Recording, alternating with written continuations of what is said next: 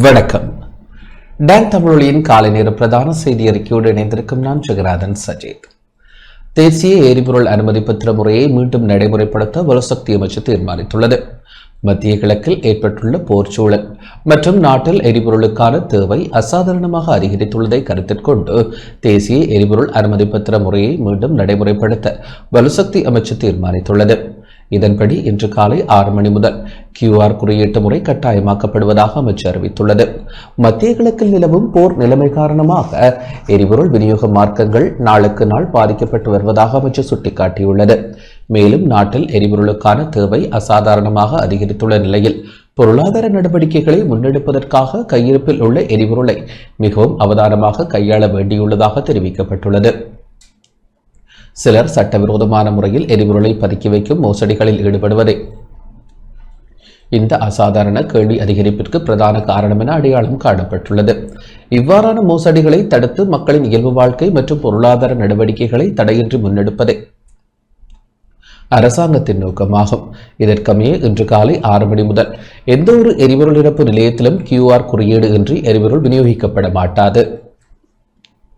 வாகனத்தின் உரிமையாளர் அல்லது தொலைபேசி இலக்கம் மாறவில்லை எனில் 2026 3/14 நள்ளிரவு முதல் fuelpass.gov.lk என்ற இணையதளத்தின் ஊடாக தமக்குரிய QR குறியீட்டை பதிவிறக்கம் செய்து கொள்ளலாம் என அமைச்சு அறிவித்துள்ளது. வாகனத்தின் உரிமையாளர் அல்லது தொலைபேசி இலக்கம் மாறியிருப்பின் 2026 3/15 காலை 6 மணி முதல் அதே இணையதளத்தில் மீண்டும் பதிவு செய்ய வேண்டும். முன்னர் QR பதிவு செய்யாதவர்கள் மற்றும் மோட்டார் போக்குவரத்து திணைக்களத்தில் புதிதாக பதிவு செய்யப்பட்ட வாகனங்களின் உரிமையாளர்கள் இன்று காலை 6 மணி முதல் இணையதளத்தில் பதிவு செய்ய வேண்டும். அந்த வகையில் வாராந்தம் பேருந்துகளுக்கு 60 லிட்டர், மோட்டார் சைக்கிள்கள் 5 லிட்டர், வேன்கள் 40 லிட்டர், மோட்டார் வாகனங்கள் 15 லிட்டர், மோட்டார் லோரிகள் 200 லிட்டர், காணி வாகனங்கள் 25 லிட்டர், முச்சக்கர வண்டிகள் 15 லிட்டர், விசேட சேவைக்கான வாகனங்கள் 40 லிட்டர் என்ற வகையில் எரிபொருளை பெற்றுக் கொள்ளலாம். நாட்டின் உற்பத்தி நடவடிக்கைகள் மற்றும் அத்தியாவசிய சேவைகளை பேணுவதற்கு தேவையான வாகனங்களுக்கு உரிய நிறுவனங்களுடன் இணைத்து விசேட வேலை திட்டத்தின் கீழ் எரிபொருள் விநியோகிக்கப்படும். தனியார் பயணிகள் போக்குவரத்து பேருந்துகளுக்கான எரிபொருள் இலங்கை போக்குவரத்து சபை ஊடாக விநியோகிக்கப்படும் என வலுசக்தி அமைச்சு வெளியிட்டுள்ள அறிக்கையில் தெரிவிக்கப்பட்டுள்ளது.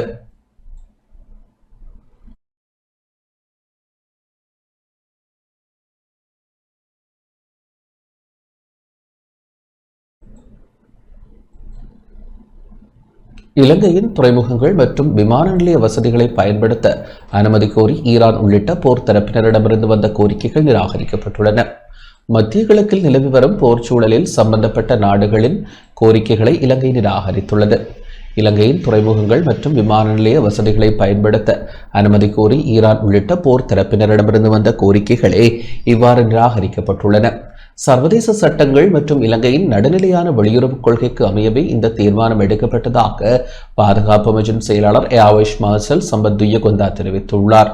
கடந்த மார்ச் மாதம் ஈரான் போர்க்கப்பல்கள் கொழும்பு துறைமுகத்திற்குள் நுழைய அனுமதி கோரியிருந்த போதிலும் சர்வதேச விதிகளின்படி நடுநிலையான ஒரு நாடு போர் சொத்துக்களுக்கு 24 மணி நேரத்திற்கு மேல் அனுமதி வழங்க முடியாது என்பதை சுட்டிக்காட்டியுள்ளார்.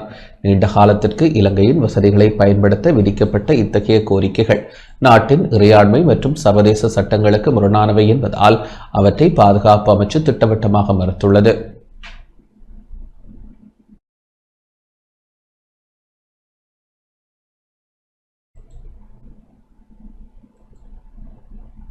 லிட்ரோ மற்றும் லாப்ஸ் ஆகிய 2 சமையல் எரிவாயு நிறுவனங்களுக்கும் புரிந்துணர்வு ஒப்பந்தம் ஒன்றை எட்டியுள்ளன. நாட்டில் சமையல் எரிவாயு தட்டுப்பாடற்ற விநியோகத்தை உறுதிப்படுத்துவதற்காக லிட்ரோ மற்றும் லாப்ஸ் ஆகிய 2 நிறுவனங்களும் புரிந்துணர்வு ஒப்பந்தம் ஒன்றை எட்டியுள்ளன. இதன்படி ஹம்பாந்தோட்டையில் அமைந்துள்ள லாப்ஸ் நிறுவனத்தின் முனையத்தில் உள்ள 30,000 மெட்ரிக் டன் கொள்ளளவை கொண்ட களஞ்சிய வசதியில் பாதியை லிட்ரோ நிறுவனம் பயன்படுத்திக் கொள்ள அனுமதி வழங்கப்பட்டுள்ளது. மத்திய கிழக்கில் நிலவும் போர் பதற்றம் மற்றும் சர்வதேச கப்பல் போக்குவரத்து இடையூறுகளை கருத்தில் கொண்டு நாட்டின் எரிவாயு கையிருப்பை பலப்படுத்துவதற்காக இந்த தற்காலிக ஏற்பாடு செய்யப்பட்டுள்ளது. ஆரம்பகட்டமாக 3 மாதங்களுக்கு அமலாகும் இந்த உடன்படிக்கையின் கீழ் லாப்ஸ் நிறுவனத்திற்கு உரிய கட்டணத்தை செலுத்தி லிட்ரோ நிறுவனம் தனது எரிவாயுவை அங்கு சேமித்து வைக்க உள்ளது.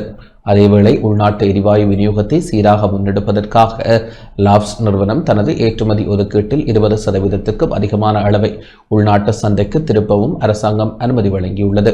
தற்போது அமெரிக்காவிலிருந்து எரிவாயு விநியோகம் சீராக நடைபெற்று வருவதாகவும் மேலதிக கப்பல்கள் நாட்டை வந்தடைய உள்ளதால் சமையல் எரிவாயு விநியோகத்தில் எவ்வித பாதிப்பும் ஏற்படாது எனவும் இரு நிறுவனங்களும் உறுதிப்படுத்தியுள்ளன.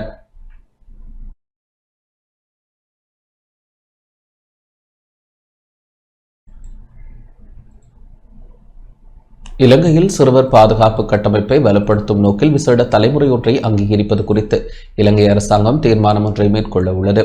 இலங்கையில் சிறுவர் பாதுகாப்பு கட்டமைப்பை வலுப்படுத்தும் நோக்கில் ஐக்கிய நாடுகளின் சிறுவர் உரிமைகள் பிரகடனத்தின் கீழ் உள்ள விசேட நடைமுறை ஒன்றை அங்கீகரிப்பது குறித்து இலங்கை அரசாங்கம் இந்த வாரம் தீர்மானிக்க உள்ளது. இலங்கை மனித உரிமைகள் ஆணைக்குழு வழங்கிய பரிந்துரையின் அடிப்படையில் மகளிர் மற்றும் சிறுவர் விவகார அமைச்சு இது தொடர்பான ஆய்வுகளை முன்னெடுத்து வருகிறது. இந்த சர்வதேச நடைமுறையை இலங்கை ஏற்றுக்கொண்டால் உள்நாட்டில் நீதி மறுக்கப்படும் சந்தர்ப்பங்களில் பாதிக்கப்பட்ட சிறுவர்கள் அல்லது அவர்களது பிரதிநிதிகள் ஐக்கிய நாடுகள் சிறுவர் உரிமைகள் குழுவிடம் நேரடியாக முறையிடும் வாய்ப்பு உருவாகும். இதுகுறித்து கருத்து தெரிவித்துள்ள அமைச்சின் செயலாளர் தரங்கினி விக்ரமசிங்க இந்த முன்மொழிவை அமைச்சும் சாதகமாகவே பார்ப்பதாக குறிப்பிட்டார். எவ்வாறெனினும் தற்போதுள்ள உள்நாட்டு சட்டங்களுக்கு அமைய இதனை எவ்வாறு நடைமுறைப்படுத்துவது என்பது குறித்து மேலதிக கலந்துரையாடல்கள் முன்னெடுக்கப்பட்டு வருவதாகவும் இவ்வாறு இறுதிக்குள் இது குறித்த இறுதி முடிவு எடுக்கப்படும் எனவும் அவர் தெரிவித்துள்ளார்.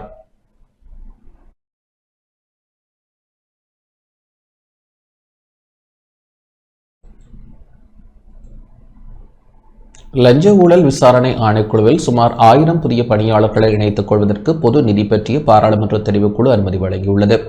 லஞ்ச ஊழல் விசாரணை ஆணைக்குழுவில் நிலவும் ஆள் பற்றாக்குறையை நிவர்த்தி செய்யும் வகையில் சுமார் 1000 புதிய பணியாளர்களை இணைத்துக் கொள்வதற்கு பொது நிதி பற்றிய பாராளுமன்ற தெரிவுக்குழு அனுமதி வழங்கியுள்ளது.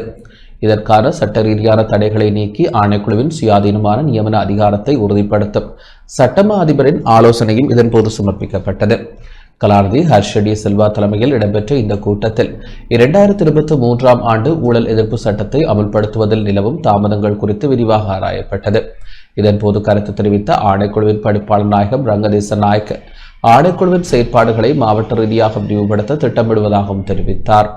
தற்போது விசாரணைகளுக்காக மக்கள் கொழும்பிற்கு வர வேண்டிய துரதிருஷ்டவசமான நிலை காணப்படுவதாகவும் குறிப்பிட்டார். 971 புதிய பணியிடங்களுக்கான ஆட்சேர்ப்பு நடைமுறைக்கு அனுமதி வழங்கப்பட்டுள்ள நிலையில் தேர்ந்தெடுக்கப்படும் பணியாளர்களுக்கு விசேட பயிற்சிகள் வழங்கப்பட உள்ளன.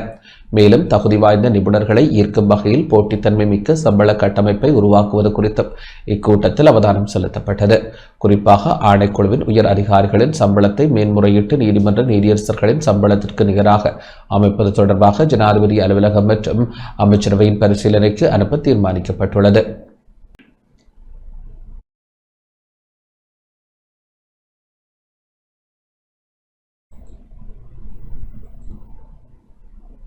இரண்டாயிரத்து 5ஆம் ஆண்டின் 13ஆம் இலக்க அனர்த்த முகாமைத்துவ சட்டத்தில் திருத்தங்களை மேற்கொள்ள அரசாங்கம் தீர்மானித்துள்ளது. நாட்டில் அனர்த்த முகாமைத்துவ நடவடிக்கைகளை மேலும் வலுப்படுத்தும் நோக்கில் 2005ஆம் ஆண்டின் 13ஆம் இலக்க அனர்த்த முகாமைத்துவ சட்டத்தில் திருத்தங்களை மேற்கொள்ள அரசாங்கம் தீர்மானித்துள்ளது. இதற்கான பரிந்துரைகளை முன்வைக்க 13 உறுப்பினர்களை கொண்ட விசேட குழு ஒன்று நியமிக்கப்பட்டுள்ளதாக பொது நிர்வாக அமைச்சின் மேலதிக செயலாளர் கிராந்தி ரொஷானி திசாநாயக்க தெரிவித்துள்ளார்.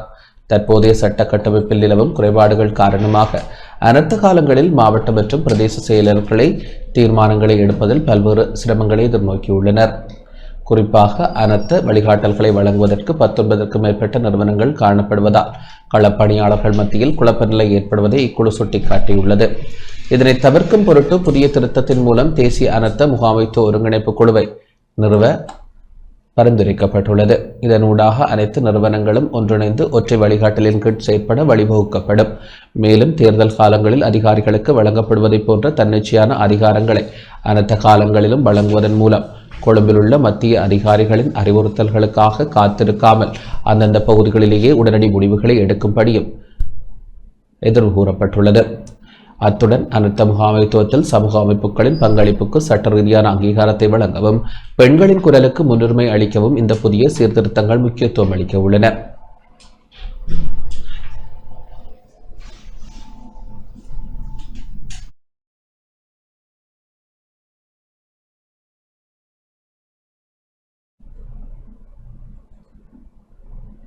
இலங்கை வர்த்தக சம்மேளனத்தின் வரலாற்று முக்கியத்துவம் வாய்ந்த ஆவணங்கள் தேசிய ஆவண காப்பக திணைக்களத்திடம் கையளிக்கப்பட்டுள்ளன. இலங்கையின் வர்த்தக வரலாற்றை பாதுகாக்கும் நோக்கில் இலங்கை வர்த்தக சம்மேளனத்தின் வரலாற்று முக்கியத்துவம் வாய்ந்த ஆவணங்கள் தேசிய ஆவண காப்பக திணைக்களத்திடம் உத்தியோகபூர்வமாக கையளிக்கப்பட்டுள்ளன. சம்மேளன தலைவர் கிருஷான் பாலேந்திரா மிக பழமையான ஆவணங்களை தேசிய ஆவண காப்பகத்தின் பணிப்பாளர் நாயகம் கலாநிதி நதீரா ரூபசிங்கவிடம் ஒப்படைத்தார்.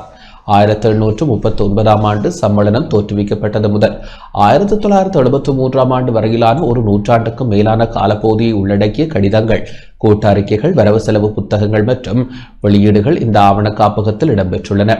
இலங்கையின் வர்த்தகம், தொழில் முயற்சி மற்றும் கைத்தொழில் வளர்ச்சியின் பரிணாமத்தை விவரிக்கும் இந்த ஆவணங்கள் நாட்டின் பொருளாதார வரலாற்றை ஆய்வு செய்வதற்கு மிகவும் அரிதான மற்றும் விரிவான தகவல்களை வழங்கும் என எதிர்பார்க்கப்படுகின்றது. தேசத்தின் பாரம்பரிய சொத்தாக கருதப்படும் இந்த ஆவணங்கள் இனிவரும் காலங்களில் அரச பாதுகாப்பின் கீழ் பேணப்பட உள்ளன.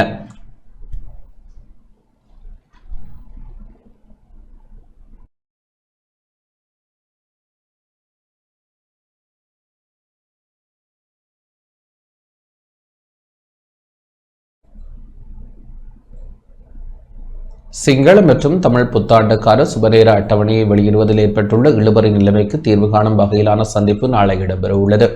சிங்கள மற்றும் தமிழ் புத்தாண்டுக்கான நெகத் சீட்டு எனப்படும் சுபநேர அட்டவணையை வெளியிடுவதில் ஏற்பட்டுள்ள இழுபறி நிலைமைக்கு தீர்வு காணும் வகையில் கலாசார நிபுணர்களுக்கிடையிலான தீர்க்கமான சந்திப்பு நாளை இடம்பெற உள்ளது. புத்த சாசன, சமய மற்றும் கலாசார விவகார அமைச்சர்களான ஹிந்துமர் சுனில் செனவி மற்றும் கமகதர திசாநாயக்க ஆகியோரின் தலைமையில் கலந்துரையாடல் இடம்பெற உள்ளது.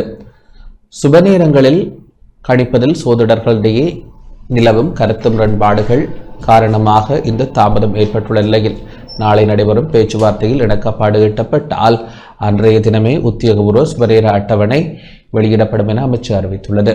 கடந்த 1991 ஆண்டு முதல் அரச குழு ஒன்றின் மூலம் இந்த அட்டவணை தயாரிக்கப்பட்டு வந்த போதிலும் அண்மை காலமாக எழுந்த முரண்பாடுகளால் அக்குழு கலைக்கப்பட்டிருந்தது. இந்த தாமதம் மற்றும் நிச்சயமற்ற தன்மை குறித்து பௌத்த மதகுருமார் மற்றும் அரசியல் தரப்பினர் விமர்சனங்களை முன்வைத்து வரும் நிலையில் மக்களின் நலன் கருதி ஒருமித்த முடிவை எட்டுமாறு அரசாங்கம் கோரிக்கை விடுத்துள்ளது. இதேவேளை அரசாங்கத்தின் தாமதத்தை கண்டித்து எதிர்க்கட்சிகளை ஐக்கிய மக்கள் சக்தி மகா சங்கத்தினரின் ஆலோசனையுடன் தனியான சுபநேர அட்டவணை ஒன்றை தயாரித்துள்ளமை குறிப்பிடத்தக்கது. எவ்வாறெனும் கலாச்சார மரபுகளை பின்பற்றுவதில் பொதுமக்களிடையே குழப்பம் ஏற்படுவதை தடுக்கும் வகையில் விஞ்ஞானபூர்வமான மற்றும் ஜனநாயக ரீதியான கலந்துரையாடல்கள் மூலம் இதற்கான தீர்வை எட்ட அரசாங்கம் திட்டமிட்டுள்ளது.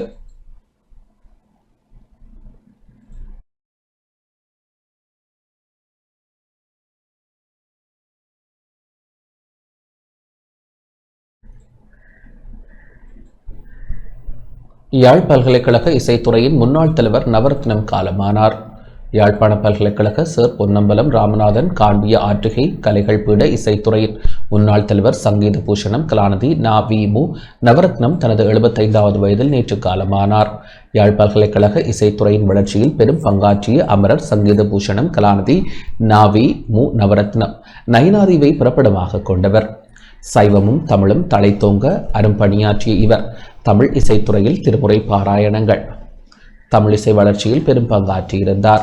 அவர் யாழ் பல்கலைக்கழக சேர் பொன்னம்பலம் ராமநாதன் காண்பிய ஆற்றிகை கலைகள் பீடத்து இசைத்துறையின் தற்போதைய விரிவுரையாளர்களான ந. பரந்தாமன் கலாநிதி ஆ. ஸ்ரீநாகபூஷணி ஆகியோரின் தந்தையும் ஆவார். அவரின் இறுதிக்கிரியைகள் இன்று நண்பகல் 12 மணியளவில் அன்னாரின் இல்லத்தில் இடம்பெற்ற பூதவுடல் தகன கிரியைகளுக்காக காரைக்கால் இந்து மயானத்திற்கு எடுத்துச் செல்லப்படும் என அறிவிக்கப்பட்டுள்ளது.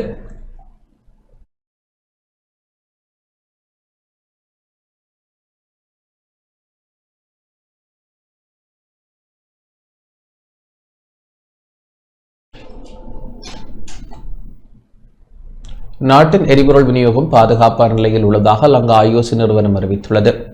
நாட்டின் எரிபொருள் விநியோகம் பாதுகாப்பான நிலையில் உள்ளதாக லங்கா ஐஓசி நிறுவனத்தின் முகாமைத்துவ பணிப்பாளர் கே. ரகு பொதுமக்களுக்கு உறுதியளித்துள்ளார். தற்போதைய சூழ்நிலையில் நிலவும் சவால்களை ஒப்புக்கொண்ட அவர் எரிபொருள் விநியோக தொடரினை எவ்வித தடையுமின்றி பேணுவதற்கும் போதிய எரிசக்தி பாதுகாப்பை உறுதிப்படுத்துவதற்கும் தமது நிறுவனம் அர்ப்பணிப்புடன் செயல்பட்டு வருவதாக தெரிவித்தார். எரிபொருள் தேவைகளை முறையாக நிர்வகிப்பதற்கும் நாடு முழுவதும் தொடர்ச்சியான விநியோகத்தை உறுதி செய்வதற்கும் எரிபொருள் நிறுவனங்களும் அரசாங்கமும் இணைந்து தேவையான நடவடிக்கைகளை முன்னெடுத்து வருவதாக கே. ரகு மேலும் தெரிவித்துள்ளார்.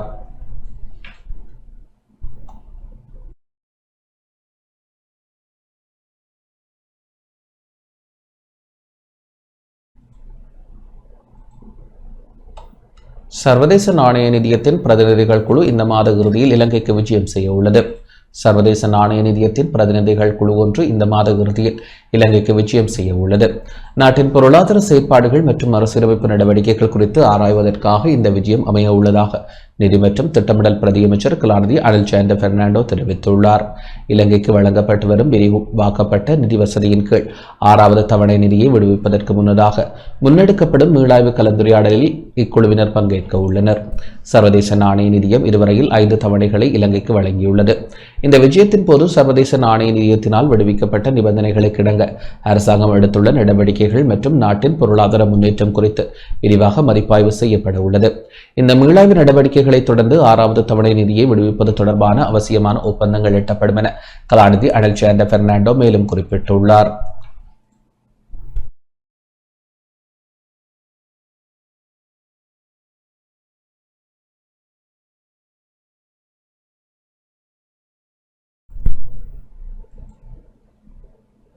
யாழ்ப்பாணம் வடமராட்சி கிழக்கு செம்பியன் பெற்று அரசினர் தமிழ் கல்வன் பாடசாலை வருடாந்த இல்லமை வெல்லுநர் விளையாட்டுப் போட்டி நேற்று இடம்பெற்றது. யாழ்ப்பாணம் வடமராட்சி கிழக்கு செம்பியன் பெற்று அரசினர் தமிழ் கல்வன் பாடசாலை வருடாந்த இல்லமை வெல்லுநர் விளையாட்டுப் போட்டி நேற்று பாடசாலை அதிபர் சுப்பிரமணியம் கணேஸ்வரன் தலைமையில் பாடசாலை மைதானத்தில் இடம்பெற்றது. முதல் நிகழ்வாக விருந்தினர்கள் மாலை அணிவிக்கப்பட்டு பேண்ட் வாத்தி இசை முழங்க விளையாட்டு மைதானம் வரை அழைத்து வரப்பட்டு அங்கு மங்கள விளக்கு ஏற்றப்பட்டு தேசிய கொடி, பாடசாலை கொடி, இல்லங்களின் கொடிகள் ஏற்றப்பட்டன. அதனைத் தொடர்ந்து விளையாட்டுப் போட்டியினை சம்பிரதாயபூர்வமாக நிகழ்வின் பிரதம விருந்தினர் ஆரம்பித்து வைக்க விளையாட்டுப் போட்டிகள் ஆரம்பமாகின. விளையாட்டுப் போட்டியில் வெற்றி பெற்ற மாணவர்களுக்கான பதக்கங்கள், சான்றிதழ்கள், பரிசல்கள் வழங்கப்பட்டன.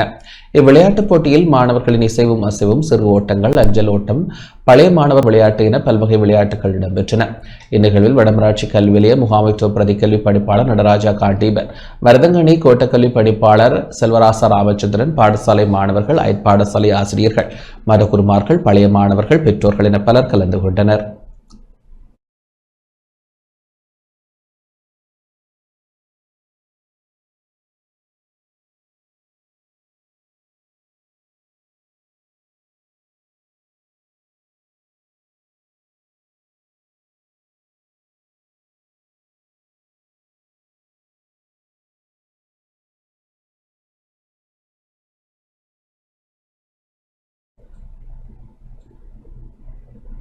பொன்னணிகளின் போர் சமநிலையில் முடிவடைந்தது.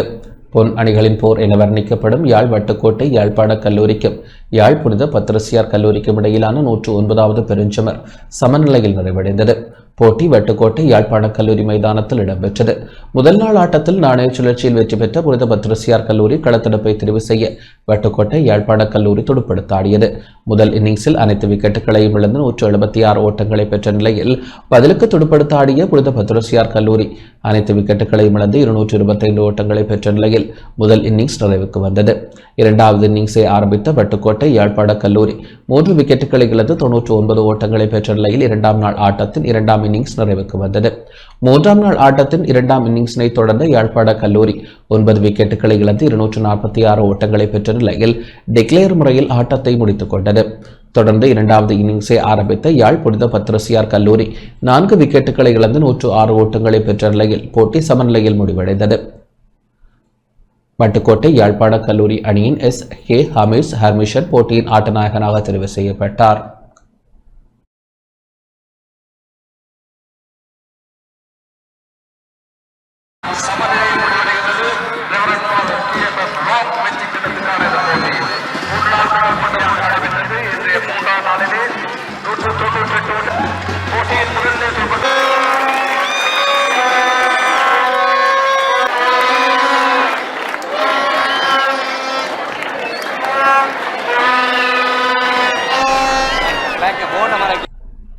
இத்துடன் இந்த செய்திகள் நிறைவடைகின்றன. வணக்கம்.